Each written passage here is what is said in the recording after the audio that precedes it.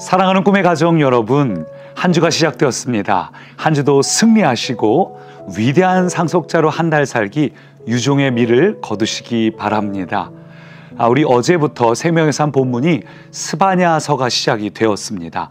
스바냐서는 구약 성경의 가장 마지막에 있는 책 중 하나로 스바냐, 학개, 스가랴, 말라기로 구약이 끝나게 되죠.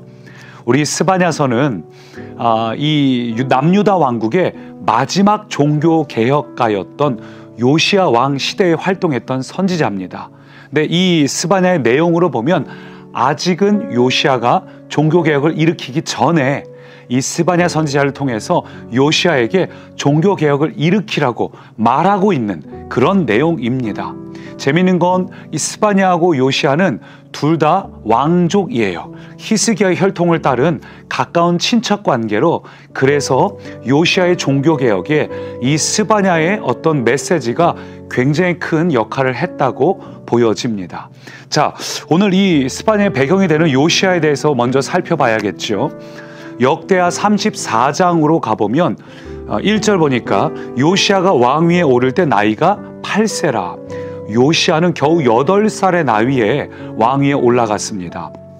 그리고 3절을 보면 왕위에 있은 지 8년, 즉 16살에 인격적으로 하나님을 만나게 되었고, 또 그때로부터 4년 뒤에 비로소 종교개혁을 시작합니다. 그러니까 요 한 4년 정도의 텀에 스바냐의 메시지를 통해서 요시야가 마음의 변화를 품고 비로소 요시야가 종교개혁을 일으킨 것으로 보입니다. 아주 유명한 일화가 있죠. 역대하 34장 8절부터 보면 성전에서 성전 수리를 하다가 하나님의 율법책, 말씀을 발견하죠. 그것을 보고 나서 모든 백성들이 하나님 앞에서 회개하고 돌이켜서 어떤 일이 일어났는가? 역대하 35장 16절 보니까 요시야 왕의 명령대로 유월절을 지키며 번제를 여호와의 제단에 드렸으며, 17절 이어서 무교절을 7일 동안 지켰으니, 18절 선지자 사무엘 이후로, 충격적인 이야기죠. 선지자 사무엘 이후로 이스라엘 가운데서 유월절을 이같이 지키지 못하였고, 이스라엘 모든 왕들도 요시야가 제사장들과 레위 사람들과 모인 온 유다와 이스라엘 무리와 예루살렘 주민과 함께 지킨 것처럼은 유월절을 지키지 못하였더라. 그동안 남유다 왕국에 한 4번 정도의 종교개혁 운동이 있었지만, 그 유명한 히스기야도 있었지만, 요시야만큼 사무엘 이후로, 다윗도 그렇게 못했고요, 사무엘 이후로 이 요시야 때처럼 유월절과 무교절을 지킨 왕이 없었다. 이만큼 요시야의 종교개혁이 정말 놀라웠다는 것이죠. 자, 근데 여기서 한 가지 의문이 듭니다. 요시야가 이렇게 종교개혁을 일으켰음에도 불구하고 결국은 얼마 못 가서 남유다 왕국이 멸망하게 됩니다.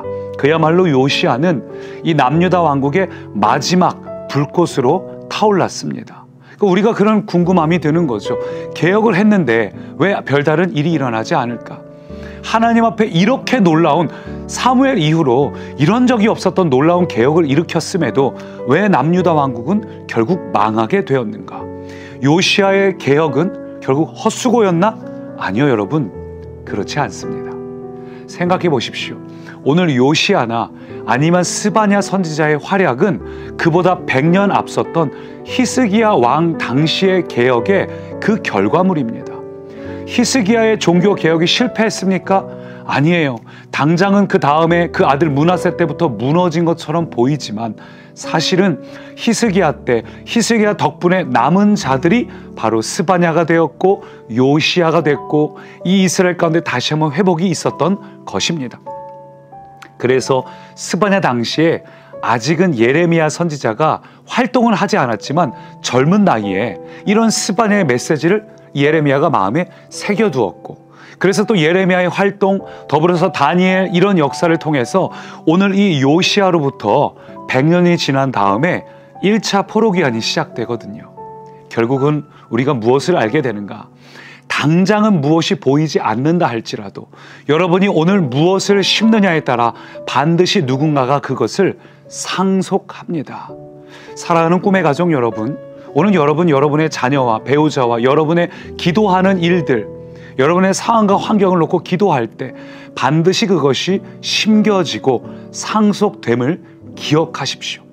당장은 눈에 보이지 않는다 할지라도 하나님 앞에 심겨진 것은 반드시 열매를 거두게 돼 있습니다. 하나님의 것들을 상속하는 꿈의 가족들 되시기를 축복합니다.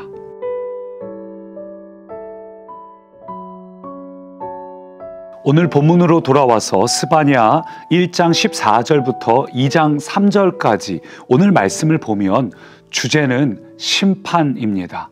특별히 2장 1절 보니까 수치를 모르는 백성아 모일지어다 모일지어다. 주님께로 모이라는 거죠. 예배의 자리로 나아오라는 겁니다. 왜냐하면 하나님 앞으로 나왔을 때 3절 보니까 너희는 여호와를 찾으며 공의와 겸손을 구하라. 너희가 혹시 숨김을 얻으리라. 하나님 앞에 나오면 혹시라도 하나님의 긍휼과 은혜가 너희에게 임할 것이니 일단 하나님께로 나오라는 거죠. 근데 왜 나오지 않습니까? 왜 긍휼을 누리지 못합니까? 2장 1절 다시 돌아가 보니까 수치를 모르는 백성이기 때문입니다. 수치를 모르는 백성, 부끄러운 줄 모르는 백성, 죄책감을 느끼지 못하는 백성. 저는 이 백성을 표현한 이 수치를 모른다 이 표현을 보면서 촉법 소년 제도가 떠올랐습니다. 여러분, 촉법 소년 제도가 뭐죠? 그들이 자신들이 하고 있는 죄를 알아요. 이거 정말 잘못된 걸 알고 있지만 그러나 뭘 말합니까? 괜찮아. 나는 잡히지 않아. 나는 처벌받지 않으니까 괜찮아. 우리도 마찬가지 아닐까요?